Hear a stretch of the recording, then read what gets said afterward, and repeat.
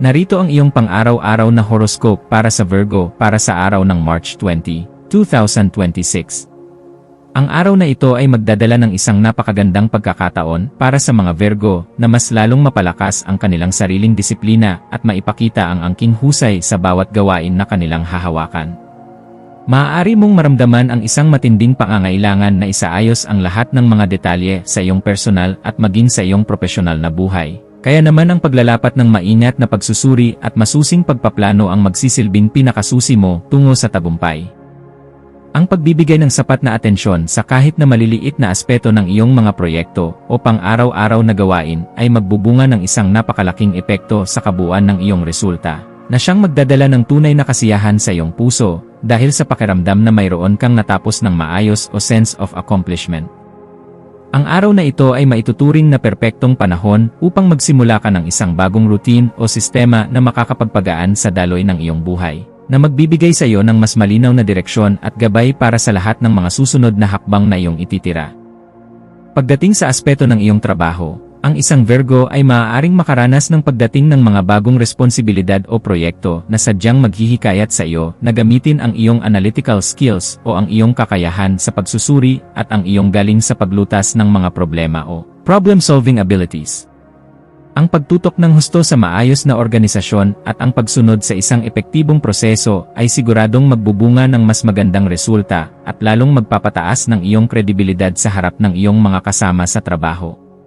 Maging laging handa sa pakikipagtulungan sa ibang tao at sa bukas na pagtanggap ng mga puna o feedback upang mas lalong mapabuti at mapakinang ang kalidad ng iyong mga output.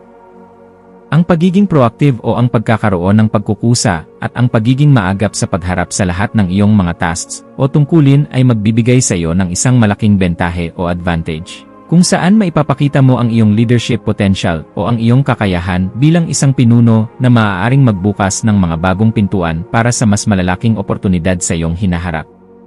Sa usapin ng iyong kalusugan, napakahalaga na bigyan mo ng kaukulang pansin ang tamang balanse sa pagitan ng iyong pisikal na kalakasan at ng iyong mental na kalusugan.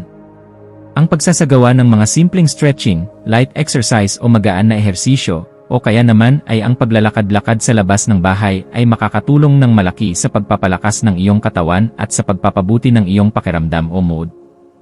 Ang pagkain ng mga masusustansyang pagkain at ang pagsisiguro na ikaw ay may sapat na hydration o pag-inom ng tubig ay ang mga pangunahing susi upang mapanatili mo ang iyong mataas na enerhiya sa kabuuan ng iyong maghapon. Ang paglalaan mo ng sandaling oras para sa meditation, breathing exercises o pagsasanay sa tamang paghinga, o kahit ang mga simpleng relaxation techniques ay makakapagbigay sa iyo ng clarity o kalinawan ng isip at isang uri ng mental calmness o katahimikan ng kalooban.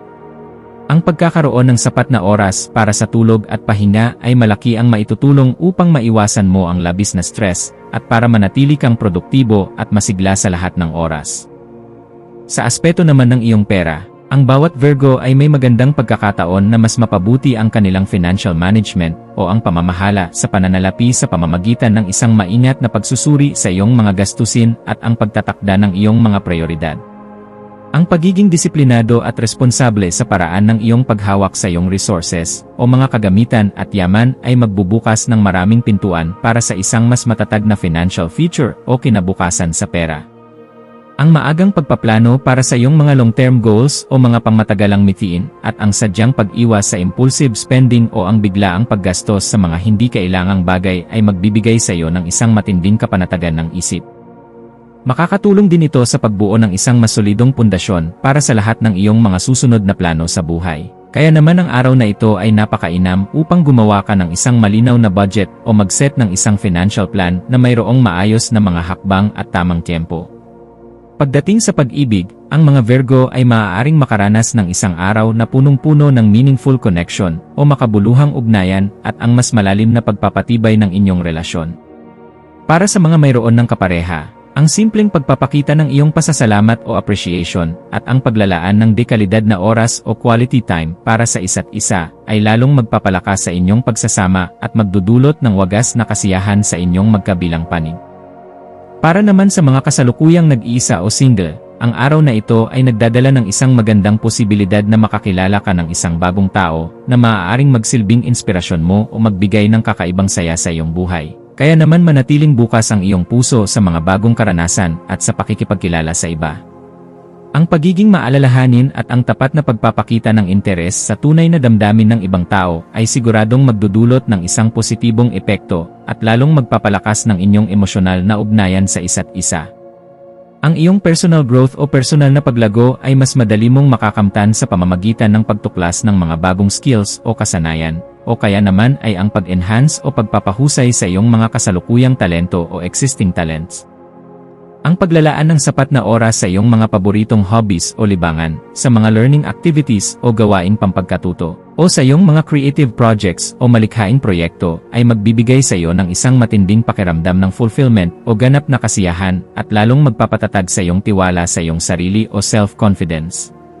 Ang pananatiling bukas ng iyong isipan sa pagkatuto at ang lakas ng loob na subukan ang mga bagong ideya ay magbubukas ng mas maraming oportunidad sa iyong buhay at lalong magpapalawak sa iyong pananaw sa mundo.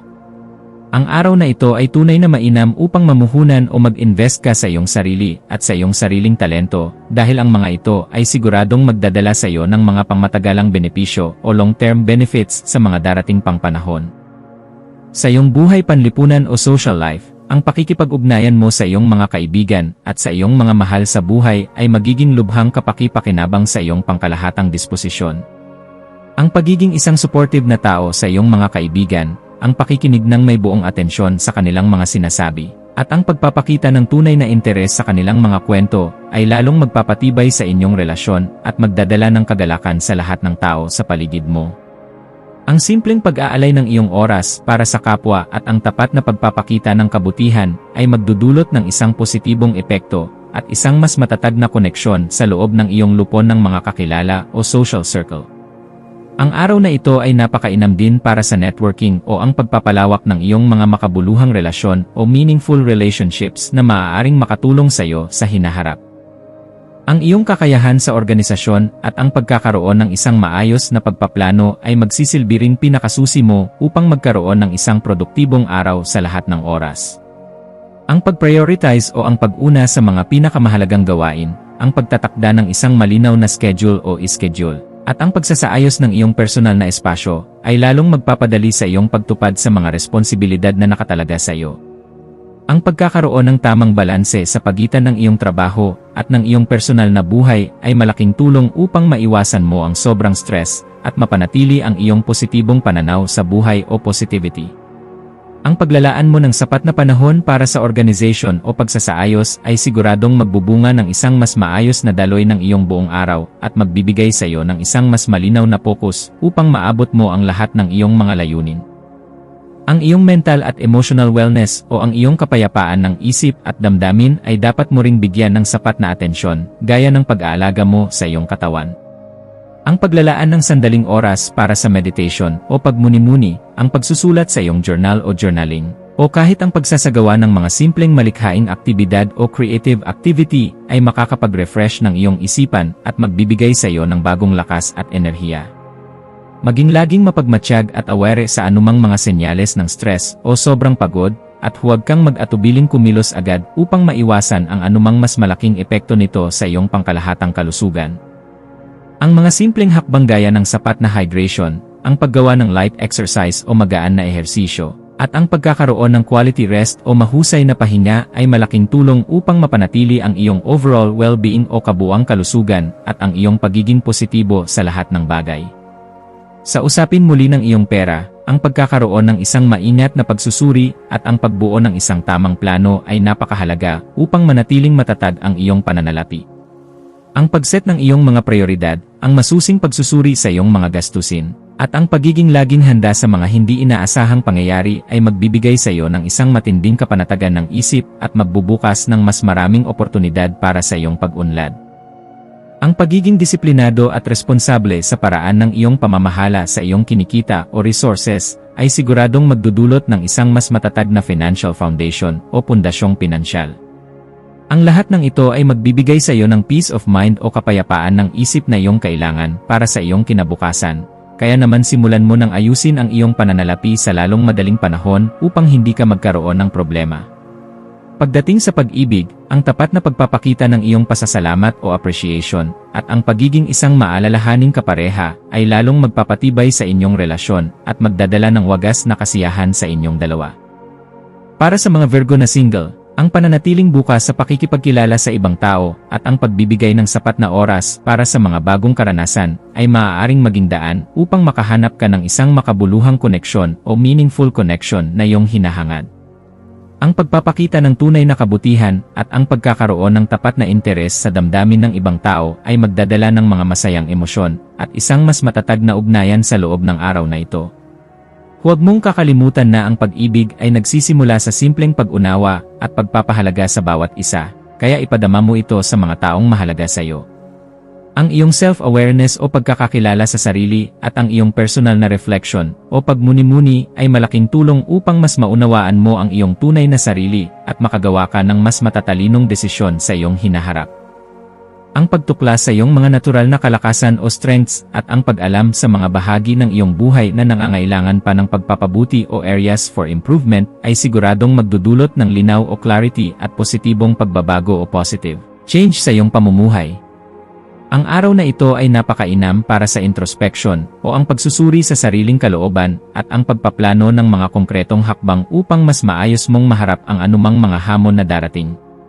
Ang pagkakaroon ng tamang self-reflection ay magbibigay sa iyo ng malinaw na direksyon o direction at mataas na kumpiyansa o confidence sa bawat aspeto ng iyong buhay. Ang pakikilahok sa mga malikhaing gawain o creative pursuits at sa iba't ibang uri ng social activities o mga gawaing panlipunan ay siguradong makakapagbigay sa iyo ng pakiramdam ng fulfillment o ganap na kasiyahan.